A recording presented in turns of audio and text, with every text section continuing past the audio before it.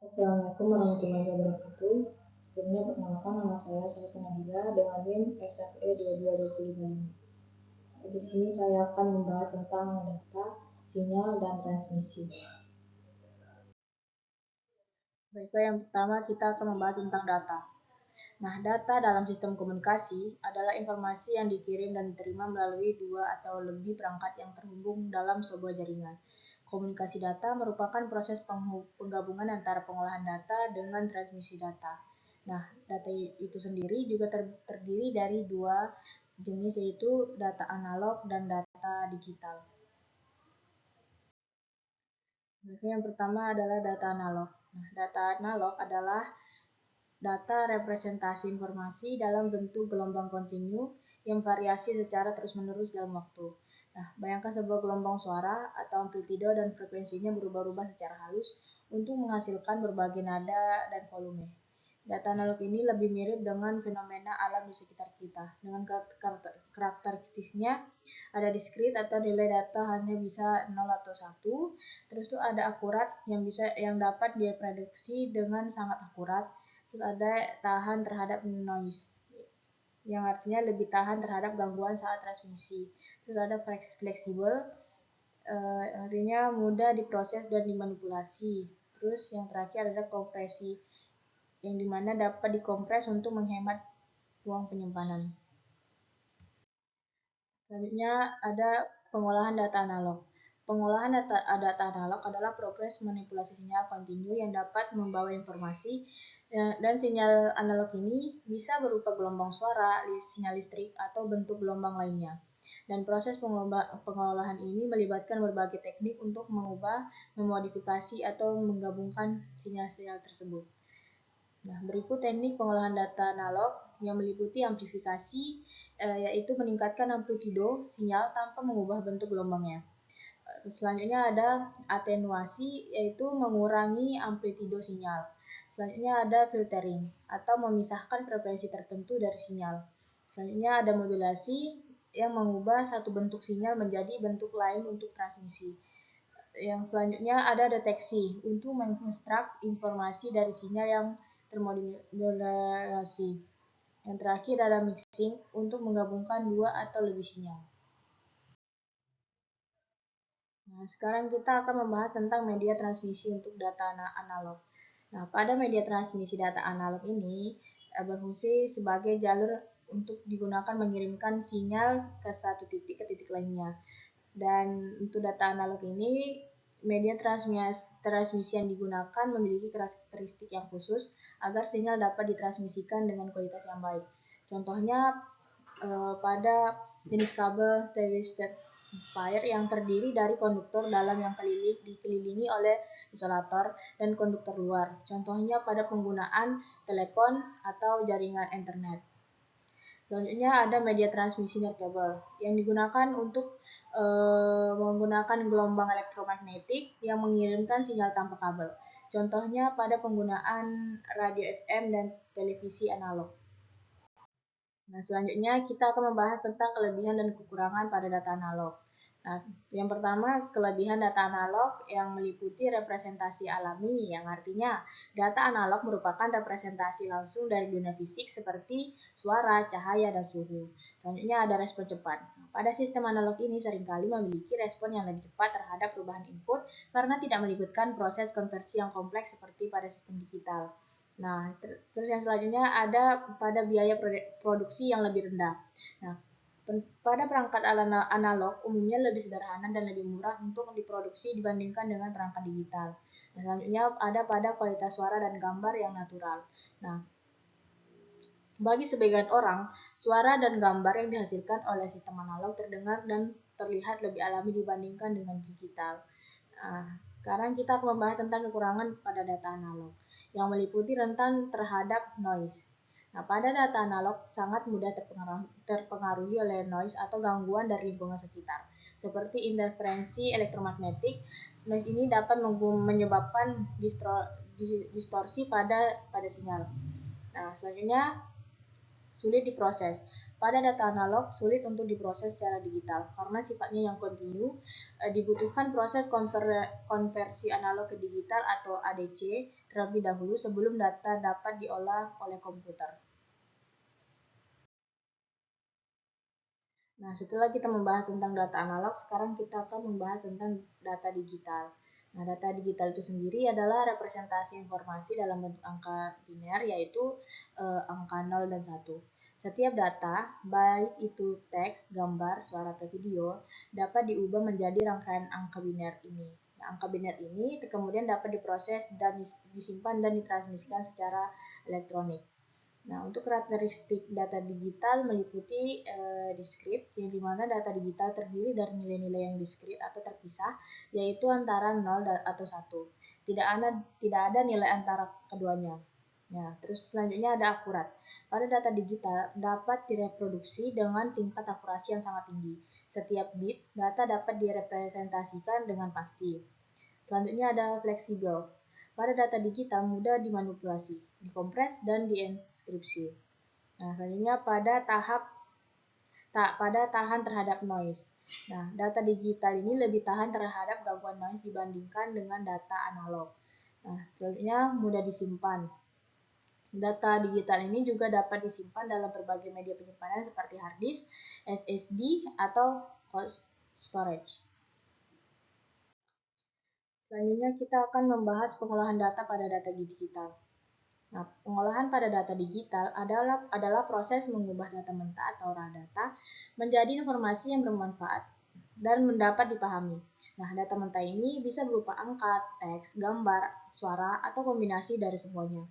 Nah, melalui berbagai teknik, data tersebut diolah, dianalisis, dan diubah menjadi bentuk yang lebih bermakna. Nah, adapun tahapan pengolahan data digital meliputi pengumpulan data, yang mengumpulkan data dari berbagai sumber seperti database, sensor, atau survei. Nah, selanjutnya ada pembersihan data yang berfungsi untuk memeriksa dan memperbaiki data yang tidak konsisten, mengandung kesalahan, atau memiliki nilai yang hilang.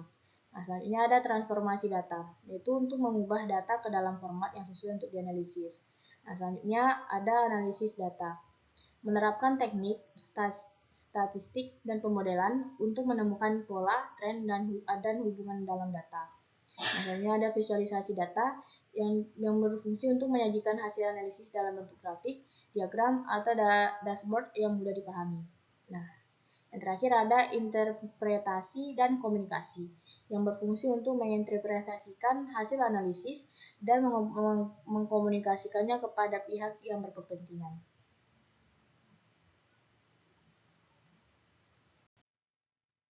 Nah, selanjutnya kita akan membahas tentang media transmisi untuk data digital. Pada media transmisi data digital ini meliputi jalur atau sarana yang digunakan untuk mengirimkan data digital dari satu perangkat ke perangkat lainnya. Nah, secara garis besarnya, media transmisi data digital dapat dibagi menjadi dua kategori. Yang pertama, media transmisi berkabel atau guided media. Yang kedua, media transmisi nirkabel atau non-guided media. Baiklah, sekarang kita akan membahas tentang kelebihan dan kekurangan data digital. Pertama, kita akan membahas tentang kelebihan data digital terlebih dahulu yang mencakup kecepatan. Nah, pada data digital dapat ditransmisikan dengan kecepatan yang sangat tinggi, yang memungkinkan pengiriman informasi dalam waktu yang sangat singkat. Kemudian ada kapasitas. Nah, pada data digital dapat disimpan dalam jumlah yang sangat besar pada perangkat penyimpanan yang relatif kecil. Selanjutnya ada aksesibilitas. Nah, pada data digital dapat diakses dari mana saja dan kapan saja selama ada koneksi internet. Nah, selanjutnya ada kemudahan dimanipulasi yang artinya pada data digital mudah diedit, diubah, dan dikombinasikan. Selanjutnya ada distribusi yang dimana data digital mudah distribusikan ke banyak orang secara bersamaan. Selanjutnya ada keamanan, yang artinya meskipun seringkali menjadi target serangan, data digital dapat diamankan dengan berbagai cara seperti enkripsi dan autentikasi. Nah, sekarang kita akan membahas tentang kekurangan pada data digital. Yang pertama ada pada ketergantungan teknologi. Nah, untuk data digital sangat bergantung kepada perangkat keras dan perangkat lunak. Nah, selanjutnya ada potensi kehilangan data. Nah, pada data digital dapat hilang secara tidak sengaja karena kesalahan pengguna dan kerusakan perangkat atau bencana alam. Nah, di sini kita bisa melihat perbedaan data digital dan data analog. Nah, pada fitur ada representasi, pada data analog bersifat kontinu dan data digital bersifat diskrit atau angka 0 dan 1. Nah, contohnya seperti kalau data analog suara alat musik dan suhu. Kalau data digital itu seperti teks, gambar, dan video. Nah, terus tuh ada fitur rentan terhadap noise. Kalau data analog itu kerentanan terhadap noise itu tinggi, sementara untuk digital itu rendah. Nah, untuk proses analog itu sangat sederhana, dan kalau digital tuh prosesnya sangat kompleks. Terus tuh pada penyimpanan. Nah, pada penyimpanan data analog itu sulit, dan pada penyimpanan data digital mudah. Kemudian ada kapasitas. Nah, pada kapasitas penyimpanan analog terbatas dan digital besar. Selanjutnya ada fleksibilitas. Data analog memiliki fleksibilitas yang rendah, sedangkan data digital memiliki fleksibilitas yang tinggi. Nah, setelah kita membahas tentang data sinyal dan data analog, sekarang kita akan membahas tentang sinyal. Nah, sinyal itu sendiri dalam sistem komunikasi adalah suatu besaran fisik yang bervariasi menurut waktu, ruang, atau variabel bebas lainnya yang digunakan untuk membawa informasi pada satu titik ke titik lainnya. Nah, sederhananya, sinyal adalah pembawa pesan dalam proses komunikasi secara umum, dan secara umumnya sinyal dapat dibagi menjadi dua, yaitu sinyal analog dan digital. Nah, kita akan membahas tentang sinyal analog terlebih dahulu. Sinyal analog itu sendiri adalah sinyal yang bervariasi secara kontinu dalam amplitudo dan waktu. Artinya, nilai sinyalnya dapat mengambil nilai apapun dalam rentang tertentu. Contohnya pada suara manusia, gelombang suara, sinyal listrik, dan sinyal listrik AC. Selanjutnya pada sinyal digital. Nah, sinyal digital itu sendiri adalah sinyal yang memiliki nilai diskrit atau terputus-putus dalam rentang waktu tertentu, dan nilai sinyalnya hanya terbatas pada beberapa nilai tertentu, biasanya berupa angka binar, yaitu 0 dan 1. Contohnya pada data komputer, sinyal digital pada CD atau DVD. Kemudian kita akan membahas tentang karakteristik sinyal analog dan digital. Nah, pada karakteristik bervariasi, sinyal analog itu kontinu dan sinyal digital itu diskrit. Nah, pada karakteristik bentuk gelombang, kalau sinyal analog itu bentuknya sinusoidal, kalau sinyal digital itu persegi. Nah, kalau karakteristik rentan terhadap noise itu sinyal analog tinggi dan sinyal digital rendah. Kalau untuk pemrosesan, sinyal analog sulit secara digital dan sinyal digital mudah secara digital. Nah, contohnya pada sinyal analog seperti suara atau gelombang suara. Kemudian sinyal digital tentunya seperti data komputer dan sinyal pada CD. Selanjutnya kita akan membahas tentang proses pengolahan sinyal. Nah, pada sinyal analog adalah sinyal yang bervariasi secara kontinu dengan amplitudo dan waktu. Pada pengolahan sinyal analog umumnya dilakukan menggunakan komponen elektronik seperti op-amp, filter pasif, dan aktif. Yang meliputi akuisisi sinyal, yaitu mengambil sinyal dari sumber, misalnya mikrofon dan sensor. Selanjutnya pada pengkondisian sinyal, yaitu artinya memperkuat, memfilter, atau menyesuaikan impedansi sinyal. Nah, selanjutnya pada sinyal digital. Pada sinyal digital yang memiliki nilai diskrit dalam waktu dan amplitudo, dan pengolahan sinyal digital ini dilakukan menggunakan komputer atau perangkat keras khusus seperti DSP atau Digital Signal Processor, yang meliputi sampling atau mengambil sampel sinyal analog pada interval waktu tertentu, dan mengkonversi digital ke analog atau DAC, yang mengubah sinyal digital kembali menjadi sinyal analog. Selanjutnya kita akan membahas tentang kelebihan dan kekurangan pada sinyal analog. Kelebihan sinyal analog itu meliputi resolusi yang tinggi. Nah, pada sinyal analog memiliki potensi resolusi yang sangat tinggi, artinya dapat mewakili informasi dengan tingkat data yang sangat baik. Terus selanjutnya ada kualitas suara alami. Nah, untuk audio, sinyal analog sering dianggap menghasilkan kualitas suara yang lebih alami dan kaya dibandingkan dengan sinyal digital, terutama pada frekuensi tinggi. Selanjutnya ada pada pengolahan sederhana. Nah, untuk pengolahan sinyal analog seringkali lebih sederhana dan tidak membutuhkan perangkat yang kompleks. Adapun untuk kekurangan sinyal analog meliputi rentan terhadap noise. Nah, pada sinyal analog sangat mudah terpengaruh oleh noise atau gangguan dari lingkungan sekitar, seperti interferensi listrik atau gelombang elektromagnetik. Dan noise ini dapat menyebabkan distorsi pada sinyal. Nah, selanjutnya sulitnya ditransmisikan jarak jauh. Nah, karena rentan terhadap noise, sinyal analog sulit ditransmisikan dalam jarak jauh tanpa mengalami degradasi kualitas. Nah, selanjutnya ada itu sulit diolah secara digital. Nah, untuk melakukan pengolahan yang lebih kompleks seperti kompresi atau enskripsi, sinyal analog perlu dikonversi ke bentuk digital terlebih dahulu. Proses konversi ini dapat menyebabkan hilangnya informasi. Selanjutnya, kelebihan dan kekurangan sinyal digital. Nah, pertama itu kita membahas tentang kelebihan sinyal digital yang meliputi ketahanan terhadap noise. Nah, sinyal digital ini jauh lebih tahan terhadap gangguan atau noise dibandingkan sinyal analog. Yang kedua itu fleksibilitas. Pada sinyal digital dapat dengan mudah diproses, dimanipulasi, dan dikompres menggunakan perangkat lunak. Nah, selanjutnya ada akurasi. Pada sinyal digital menawarkan akurasi yang lebih tinggi karena informasi direpresentasikan dalam bentuk angka binar yang presisi.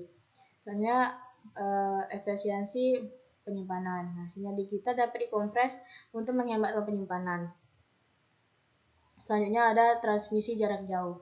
Nah, pada sinyal digital ini dapat ditransmisikan dalam jarak jauh tanpa mengalami degradasi kualitas yang signifikan. Nah, sekarang kita akan membahas tentang kekurangan sinyal digital. Yang pertama, proses konversi.